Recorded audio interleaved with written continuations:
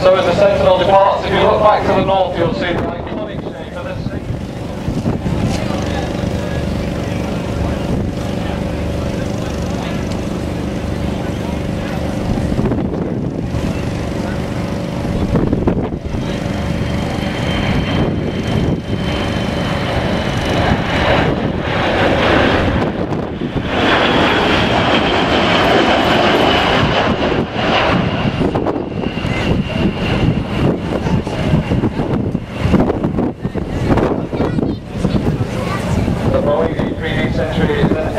Early warning and control system, or AWACS, and is a heavily modified Boeing 707.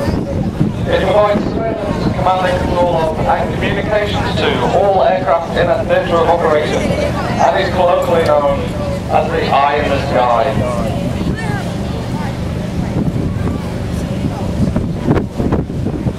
The aircraft today has been captained by Flight Lieutenant Tim Pearson. Tim joined the RAF in 2000 and joined Century in 2006. He's since flown operations over Afghanistan and Libya. Earlier this week, Tim had the honour of carrying the Olympic torch through the local town of Laos. If you'd like to find out more about the life of a Century pilot, Tim will be doing interviews at the RAF On-Air project in Hangar 3 at about 12:30 today.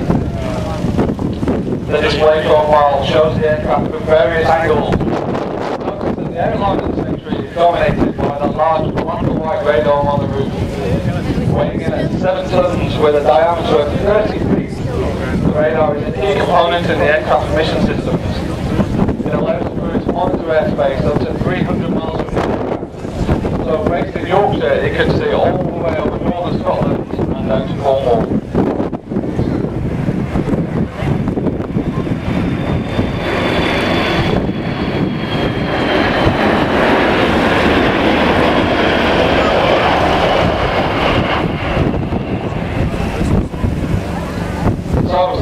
Today is Flight Lieutenant Simon Batchelor, the co-pilot. That is a captain in his own right, but today we're using his experience to help him display the aircraft. That's joined the RAF in 1998 and has previously flown the Tornado GR4 and whilst based out in sunny Las Vegas, then produced an unmanned air vehicle. He's flown operations in Iraq, Afghanistan and Libya, and he's been flying on the Sentry since 2007.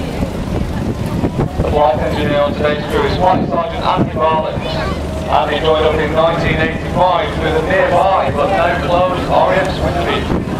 Throughout his career, Andy has flown the Hercules, the Dominique, and has also had the enviable job of being the flight engineer on the Lancaster with the Battle of Britain Memorial flight. So as they come around this time, they'll be lowering the flaps, and as he approaches the centre of the crowd, he'll drop the undercarriage as well.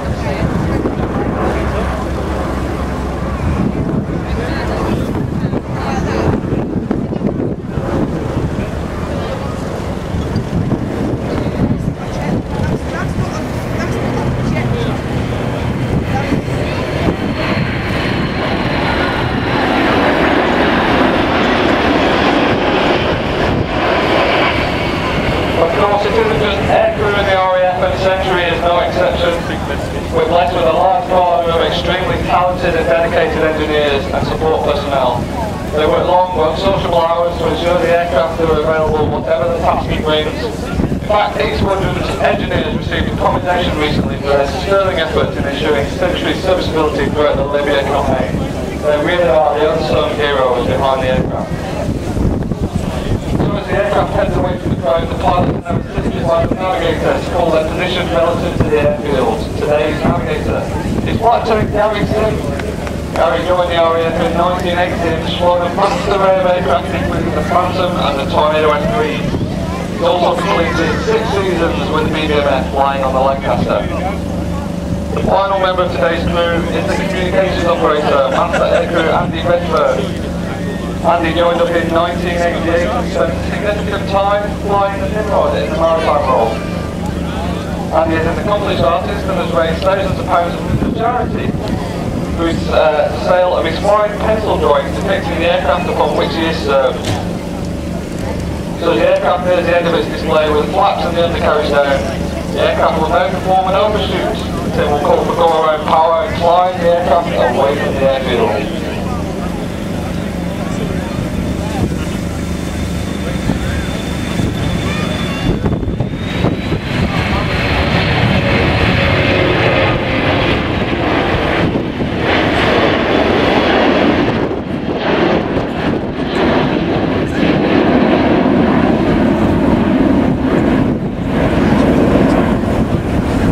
Has 4 CFM56 engines which fly 24,000 pounds of each, which gives him the equivalent power of 2 starting grids worth of Formula 1 racing cars.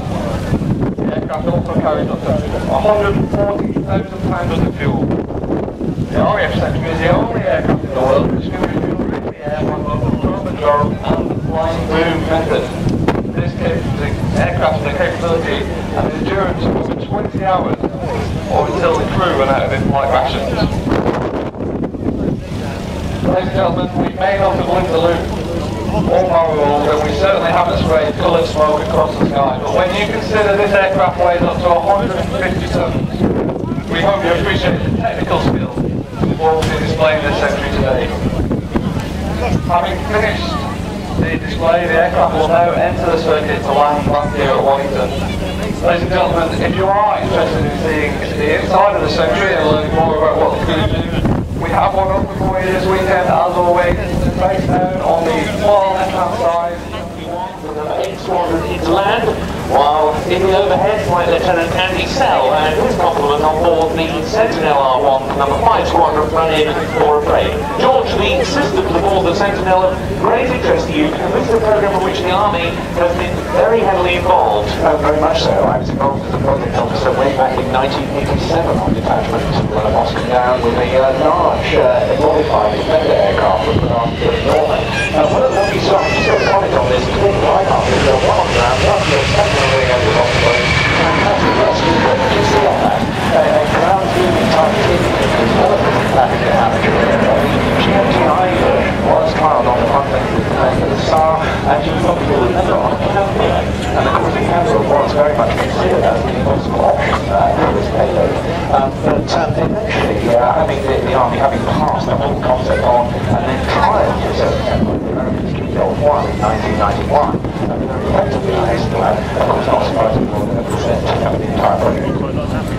The centre, of course, was slated for retirement under the provision of the Strategic Defence and Security Review in 2010. But it's a large trainer, and it had a tremendous amount of text, a formation amount, and my word, they're displayed. Yes, the reserve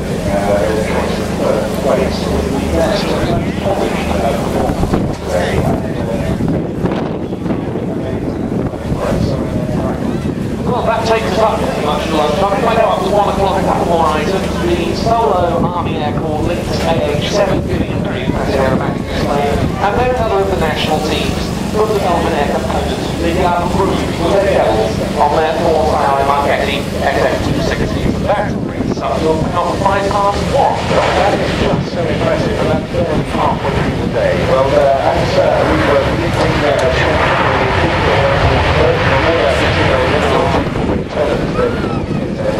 and then we were having a short notice that we're not rushing particularly the weather was so nice. So there were all sorts of interesting things when you spend outside the hangar and inside.